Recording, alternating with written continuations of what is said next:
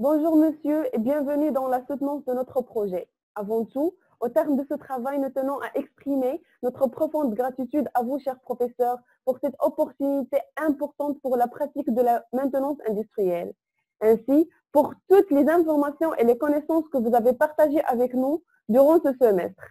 Alors aujourd'hui, nous avons l'honneur de vous présenter notre sujet intitulé « Étude d'un parc automobile et autres exercices de fiabilité » par nous les 4 étudiants de la spécialité génie électrique et management industriel, Mademoiselle Al-Qaddouri Imen, Monsieur Al-Hajji Sofiane, Monsieur Al-Attar Mohamed et Monsieur Al-Khaddawi Maurice. Le plan qu'on entamera durant notre présentation est le suivant. Premièrement, on commencera par la partie 1 de l'étude du parc automobile, qui est l'analyse globale. Deuxièmement, la partie 2 pour le recensement des données nécessaires à l'étude. Troisièmement, la partie 3 pour l'analyse par graphe de Pareto. Quatrièmement, la partie 4 pour l'étude de fiabilité. Cinquièmement, les exercices de 1 à 3. Sixièmement, les exercices de 4 à 6. Et finalement, nous terminerons par une conclusion. Dans la partie 1, on effectue l'analyse globale du parc automobile. Alors, en première approche, nous allons déterminer le nombre de défaillances par véhicule ainsi que leur kilométrage avant déclassement pour vérifier l'homogénéité de l'échantillon. Et on trouve ça dans ce tableau suivant qui résume tous les nombres de défaillances qu'on a trouvés et le kilométrage qu'on a trouvé parcouru par chaque véhicule avant déclassement. Après calcul des nombres de défaillances, on établit l'histogramme de ces nombres en fonction du numéro de véhicule. Puis, en se basant sur le tableau et le graphe, on détermine le véhicule qui semble anormalement fragile, qui est le véhicule numéro 8. Après, on vérifie si son comportement est homogène avec celui de l'ensemble des autres véhicules ou non. Pour cela, la vérification de l'homogénéité de l'échantillon s'effectue par la détermination des taux de défaillance et la MTBF des véhicules fragiles ainsi que pour le reste de l'ensemble du parc. Et avant de les calculer, on donne une définition brève de ces deux indicateurs de fiabilité. Puis on les calcule. Alors le taux et la MTBF sont deux principaux indicateurs de la fiabilité utilisés industriellement. Le taux de défaillance ou le taux d'avarie, elle caractérise la vitesse de variation de la fiabilité au cours du temps. Elle est égale au nombre de défaillances pendant le service sur la durée totale de bon fonctionnement. La MTBF, qui vient de l'anglais Mean Time Between Failures, représente la moyenne des temps de bon fonctionnement entre deux défaillances d'un système réparable ou le temps moyen entre défaillances. Elle est égale à la somme des temps de bon fonctionnement entre les n défaillances sur le nombre de temps de bon fonctionnement. Finalement, on résume dans ce tableau les résultats de l'analyse globale. Alors, d'après le tableau et le graphe, on constate que le véhicule anormalement fragile est le véhicule numéro 8. Le taux de véhicule 8 égale 0,00019. La MTBF de véhicule numéro 8 égale 5200. Et pour le taux et la MTBF de tout le parc, on trouve que le taux de défaillance de tout le parc égale 5,74 fois 10 à la puissance moins 5. Et la MTBF de tout le parc égale 17 440. Et d'après les résultats de cette analyse, on remarque qu'il y a une disjonction entre les deux ensembles. Dans la partie 2, de l'étude du parc automobile, on effectue le recensement des données nécessaires à l'étude. D'abord, on détermine les durées de l'intervention pour la réparation de chaque type de défaut. Et ensuite, on calcule le N, le T, le N fois T et le pourcentage pour chaque type de défaillance, avec N et le nombre de défaillances enregistrées par famille, T est la moyenne des durées d'intervention consécutives à ces défaillances et N fois T, c'est le produit entre N et T. Et enfin, on détermine les pourcentages. Bonjour. Partie 3 d'étude du parc d'automobile. Le diagramme de Pareto est un outil permettant d'identifier les causes majeures générant les impacts déterminants sur un événement. En effet, il est constaté que 80% des effets sont générés par 20% des causes, c'est la règle 20-80. Pour cela, nous allons dresser un tableau regroupant les sous-ensembles, le nombre de défaillances n, le temps d'arrêt par sous-ensemble nt et la moyenne des temps d'arrêt t bar. Pour chaque numéro de pièce, on calcule le nombre de défaillances n, le temps d'arrêt par sous-ensemble nt et la moyenne des temps d'arrêt t bar. Ce tableau représente le nombre de défaillances n enregistrées par numéro de pièce. C'est-à-dire, on calcule pour chaque numéro de pièce le nombre de défaillances puis son cumul. Le graphe en N oriente vers l'amélioration de la fiabilité et c'est on constate que les pièces numéro 5 et 8 sont ceux sur lesquels il faudra agir a priori. Ce tableau représente la moyenne des durées d'intervention consécutives à ces défaillances T bar. C'est-à-dire, on calcule pour chaque numéro de pièce la moyenne des durées d'intervention puis son cumul.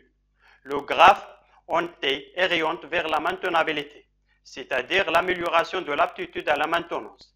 Ici, les pièces CC3 présentent quasiment 80% des difficultés de réparation. Ce tableau représente le produit des deux données précédents. On calcule pour chaque numéro de pièce le produit des deux données précédents, puis son cumul. Le graphe en T est un indicateur de disponibilité, car NT estime la perte de disponibilité de chaque pièce. Elle permet donc de sélectionner l'ordre de prise en charge des types de défaillance en fonction de leur criticité. Et c'est les pièces 8 et 3. Partie 4. Étude de fiabilité. Dans cette partie, le travail demandé, c'est de compléter le tableau suivant. Pour chaque classe d'âge, on établit l'inventaire des véhicules en usage, le cumul des kilomètres de fonctionnement des véhicules survivants, puis le recensement des défaillances sur la classe, etc. Comme le montre le tableau, si on prend la ligne 1 comme exemple, la classe 0 à 10, on a le nombre de véhicules en usage 10, cumul des kilomètres 10 000, nombre de défaillances par classe 11, taux de défaillance par classe 1,1, 10 à la puissance moins 4, taux de défaillance fois T 1,1. Le taux de défaillance moyen obtenu dans le tableau précédent est représenté constant sur la classe d'âge considérée, ce qui permet de tracer la courbe des défaillances et de visualiser la courbe en baignoire de variation de lambda T. On constate d'après la courbe en baignoire qu'il faut renouveler le parc à partir de 100 000 km. Je donne la parole à M. Soufiane. Alors, pour ce qui concerne l'exercice 1, c'est l'étude des systèmes série et parallèles et mixtes. Le premier cas, on a un système série, donc la fiabilité dans l'ensemble est RS égale à RA fois RB fois RC fois RD. Après l'application numérique, on trouve que RS égale à 0,894. Le deuxième cas, c'est la même chose que le premier cas. Donc, on fait le même raisonnement et on trouve que RS égale à 0,311. Dans le troisième cas, on a un système qui est parallèle. Donc, la fiabilité dans l'ensemble est RS égale à 1 moins RA fois 1 moins RB fois 1 moins RC fois 1 moins RD. Donc, après l'application numérique, on trouve que RS est égal à peu près 1. Pour ce qui concerne la question, le quatrième cas, on a un système qui est mixte, c'est-à-dire qui comporte à la fois des appareils série et parallèles. Donc, on fait calculer RS1 et on trouve que RS1 égale à 0,874. Alors, la fiabilité de l'ensemble de ce système est RS égale 0,996.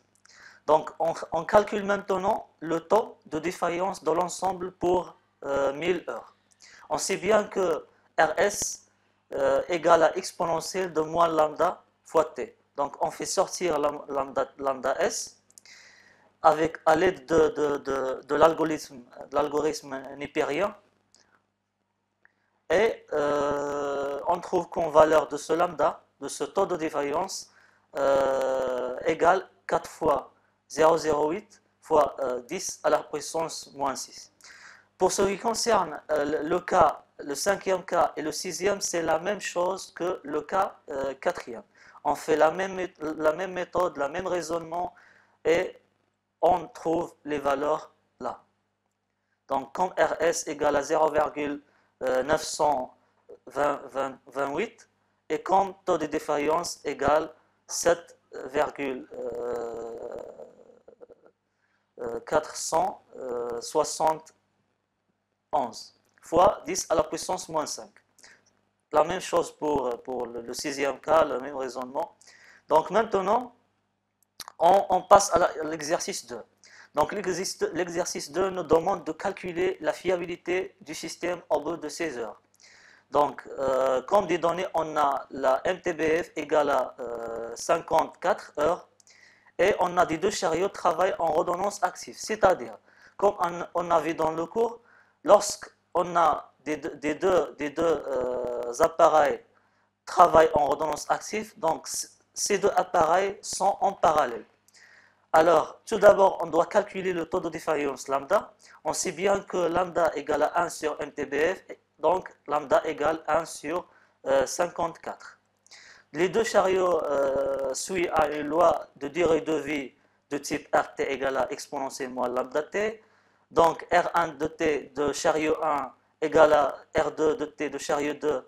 Les deux est égal exponentielle de moins t sur lambda qui est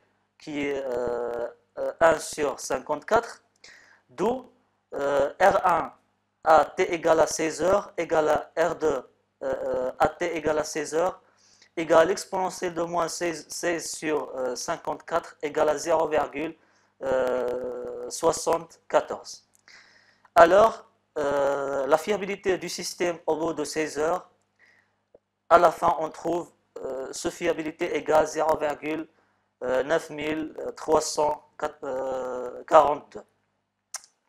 Pour ce qui concerne l'exercice 3, il nous demande de calculer le taux de défaillance empirique pour chaque intervalle de temps.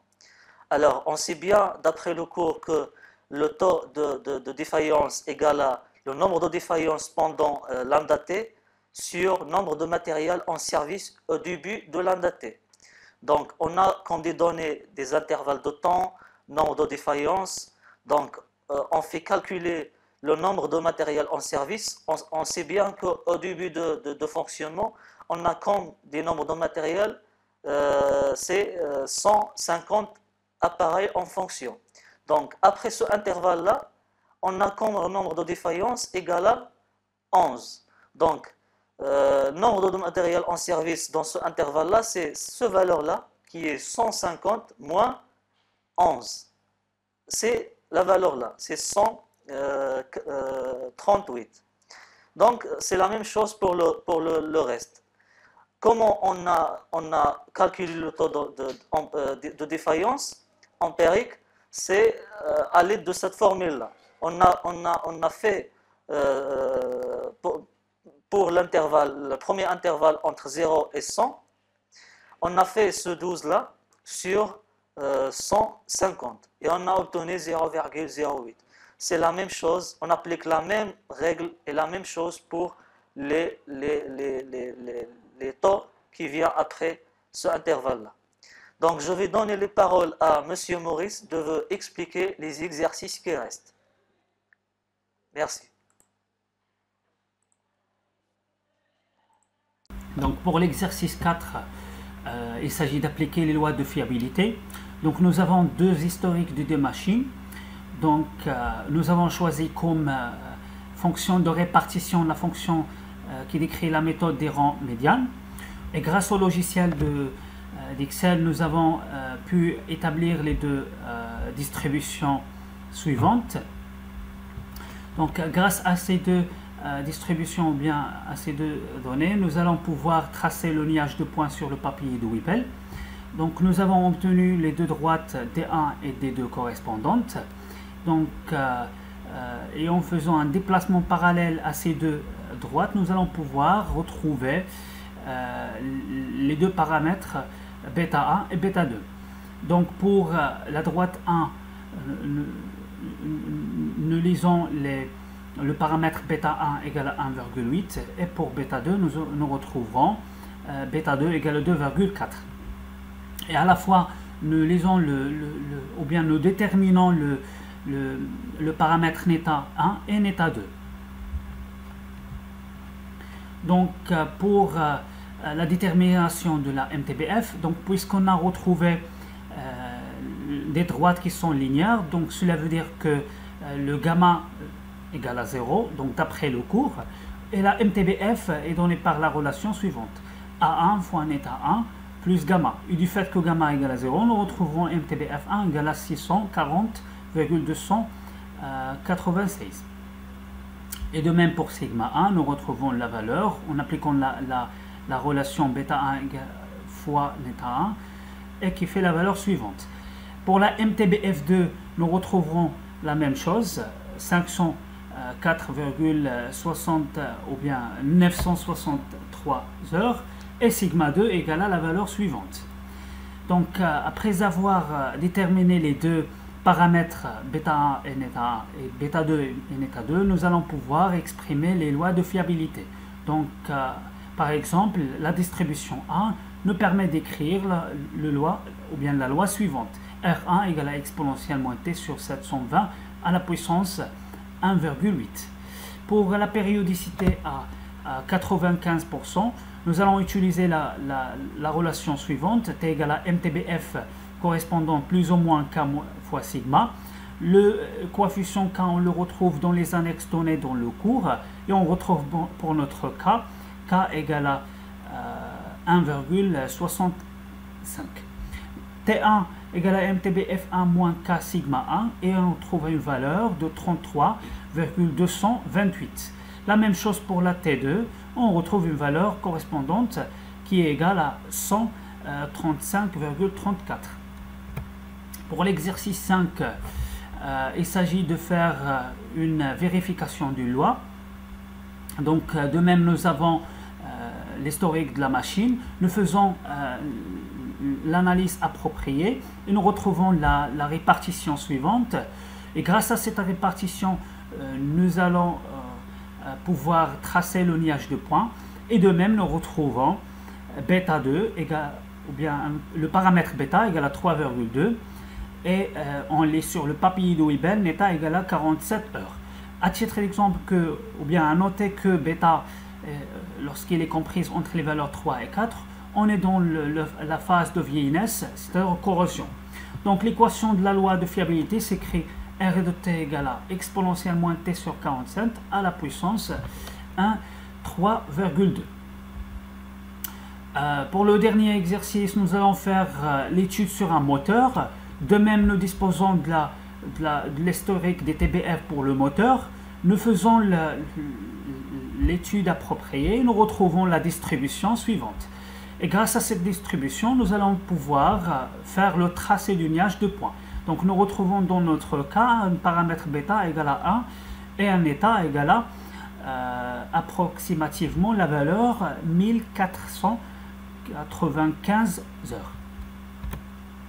Pour la détermination de la loi, donc la même procédure qu'avant, donc on retrouve bêta égal à 1 et neta égal à approximativement la valeur 1500 heures. Donc la détermination de la MTBF, donc d'après les annexes donnant les valeurs de A et B, pour la valeur bêta égale à 1, nous retrouvons A1 égale à 1 et B égale à 1. Donc on en déduit la MTBF qui est égale approximativement la valeur de 1495, et la même chose pour sigma. Juste une interprétation, c'est que puisque gamma égale à 0 et bêta égale à 1, donc on retrouve la distribution exponentielle. Donc pour bêta égale à 1, cela veut dire que le taux de défaillance est constant et que la caractéristique de la zone de maturité, donc comme il est décrit sur le tracé suivant. Donc on est dans cette zone-là. comme conclusion, donc nous avons vu comment appliquer les lois de fiabilité, comment simplifier un réseau de fiabilité et comment utiliser l'outil de Pareto pour bien faire une analyse globale sur des différents cas d'études.